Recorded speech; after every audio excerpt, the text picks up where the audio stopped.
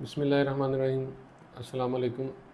میرا نام ہے محمد حسین اور آپ دیکھ رہے ہیں میرا یوٹیوب چینل AH الیکٹرانکس۔ ایک ایسا سوال جو کہ بہت سے لوگوں کے ذہن میں آتا ہے جب کہ وہ سولر لگوانے کی طرف جا رہے ہوتے ہیں، کیا میں اپنا سولر خود لگاؤں؟ فائدہ ہوگا یا نقصان؟ اپنا سولر خود لگانے کی طرف ہم اس وجہ سے زیادہ موو کرتے ہیں کہ کچھ نہ کچھ سیونگ ہو سکے، یا کچھ ایسے لوگ ہوتے ہیں جن کی کچھ ہابیز ہی اس طرح سے ہوتی ہیں کہ وہ ٹیکنیکل کچھ نہ کچھ کر رہے ہوتے ہیں۔ بعض اوقات پیسے بچاتے بچاتے یا تجربات کرتے کرتے ہم اپنا نقصان کر بیٹھتے ہیں۔ ہم آج کی اس ویڈیو میں یہی ڈسکس کریں گے کہ ہم ان نقصانات سے کیسے بچ سکتے ہیں اور ہمیں کیا اپنا سولر خود لگانا چاہیے یا کسی ایکسپرٹ سے خدمات حاصل کرنی چاہیے۔ اس سلسلے میں ہمارے پاس جو مین کویشچن آتے ہیں وہ 3 ہیں۔ کن لوگوں کو اپنا سسٹم خود لگانا چاہیے؟ کن لوگوں کو کسی ایکسپرٹ یا کمپنی کے پاس جانا چاہیے؟ اور تیسرا کویشچن ہے ان مسائل کا ذکر جو کہ سسٹم لگانے کے بعد آپ کو فیس کرنے پڑ سکتے ہیں۔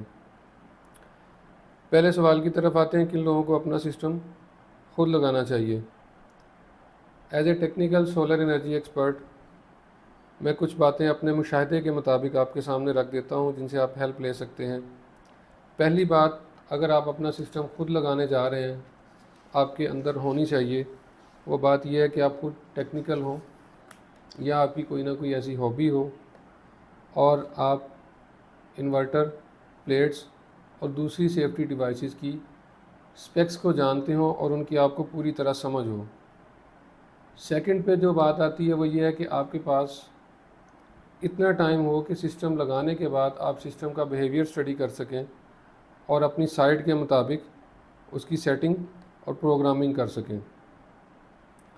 تیسری بات جو آپ کے اندر ہونی چاہیے وہ یہ ہے کہ آپ کو پروڈکٹ نالج ہو اور مارکیٹ کے تمام برانڈز کی معلومات ہو تاکہ آپ وہ برانڈ منتخب کریں جس کے اندر آپ کو زیادہ سے زیادہ فائدہ حاصل ہو۔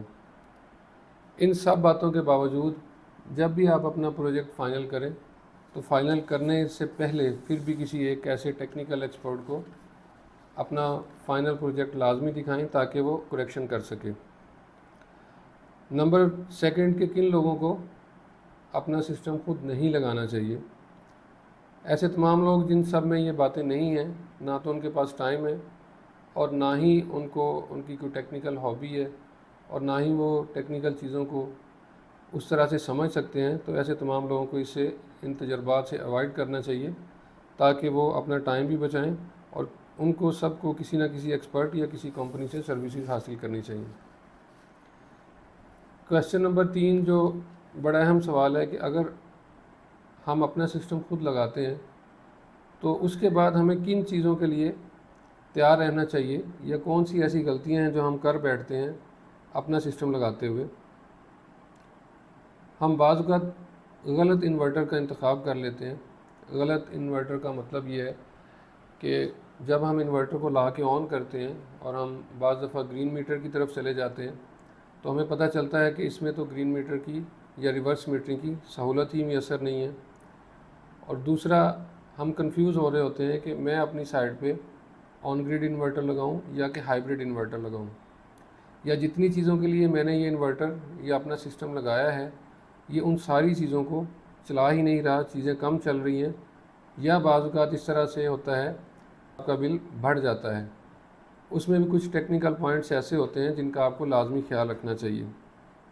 نمبر سیکنڈ جس پریشانی کا ہمیں سامنا کرنا پڑ سکتا ہے وہ پریشانی یہ ہے کہ غلط تار اور سیفٹی ڈیوائسز کا انتخاب، کیونکہ ہمیں اپنے لوڈ کے مطابق تاروں کو کیلکولیٹ کر کے اپنی سائٹ کے حساب سے تاروں کو لگانا چاہیے، لیکن ہم جو آلریڈی وائرنگ ہوئی ہوتی ہے اسی کے ساتھ اپنا سسٹم کنیکٹ کر دیتے ہیں یا اس میں اسپیکس نہیں دیکھتے، جس کی وجہ سے بعض اوقات ہماری پوری کی پوری سائٹ یا ہمارا پورا ڈسٹریبیوشن پینل وہی جل جاتا ہے، یا جس چیز کو ہم چلانا چاہ رہے ہوتے ہیں وہ چلتی ہی نہیں ہے۔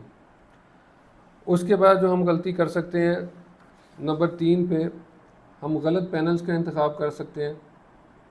اس کا نقصان یہ ہوتا ہے کہ ہمیں بعد میں پتہ چلتا ہے کہ یہ جو پینل ہم نے پرچیز کر لیے ہیں ان کو ہمارا انورٹر سپورٹ ہی نہیں کرتا۔ ایز این ایگزامپل ہم نے 640 واٹ کا ایک پینل لے لیا، لیکن ہمارے پاس جو انورٹر ہے وہ 640 واٹ کے پینل کو سپورٹ نہیں کرتا، یا پھر ہم 10 کلو واٹ کے پینل خرید کے ان کے اوپر امیجن کر رہے ہوتے ہیں کہ یہ 10 کلو واٹ ہی ہمیں انرجی نیچے دے گا، تو سولر پینل کی کیلکولیشن کس طرح ہوتی ہے، یہ ساری باتیں آپ کو سائٹ لگانے سے پہلے سمجھنی پڑتی ہیں۔